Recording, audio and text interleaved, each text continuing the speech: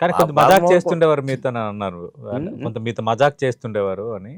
ఏంట్రోయ్ ఆ! గన్మ్యాన్లు గన్మ్యాన్లు లేకుంటే రాలేరా తమరు ఇవన్నీ అనేవాడు. అంటే వచ్చారండి మినిస్టర్ గారు గన్మ్యాన్లు గన్లు ఏమో నాకైతే భయంగా ఉంది ఉత్తదే కావాలని. అవునవును మినిస్టర్ అని మీరు ఆ.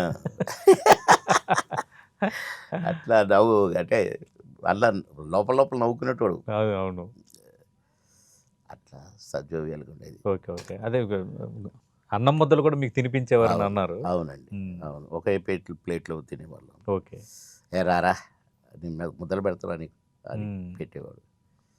అది రుణానుబంధం. Yes sir. అవును. ఎన్ని జన్మలదో ఏమో. అసలు ఆయన నాకు భోజనం కలిపి పెట్టడం ఏంటి, ఒకటే ప్లేట్లో ఇద్దరం తినటం ఏంటి. కానీ గొప్ప మనిషి, గొప్ప మనిషి, గొప్ప నటుడు, మహానటుడు. నిజంగా సార్ అద్భుతమైన నటుడు. ఏ క్యారెక్టర్ అయినా అందులో దూరిపోయేటోడు. అవును. ఫాదర్ క్యారెక్టర్ అయినా విలనిజం అయినా ఇప్పటికి కూడా రక్షణ కానీ గణేష్ ఆ సినిమాల్లో ఆయన విలనిజం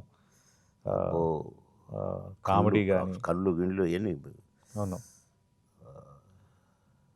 సార్. అంటే ఇప్పుడు మీరు అన్నారు కదా సార్, మేము అంత ప్లాన్గా అనుకున్న వాళ్ళం, మాకు మేము కొన్ని ఇంప్రూవ్ చేసుకునే వాళ్ళం కొన్ని అప్పటికప్పుడే. ఓకే. మీరు సిన్ పేపర్ తీసుకొని చూసుకునేది. అంటే రీటేక్స్ తీసుకునే సందర్భాలు ఉండేవి సార్? లేదు, మేము ఎప్పుడు మాకు రీటేక్లు లేవు. ఓకే.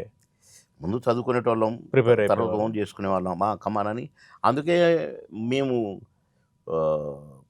ఒరిజినల్గా మేము నటిస్తున్నట్టుగా ఉండేది కాదు, నేచురల్గా ఉండేది, న్యాచురల్గా అనిపించేది అని అంటారు. అవును.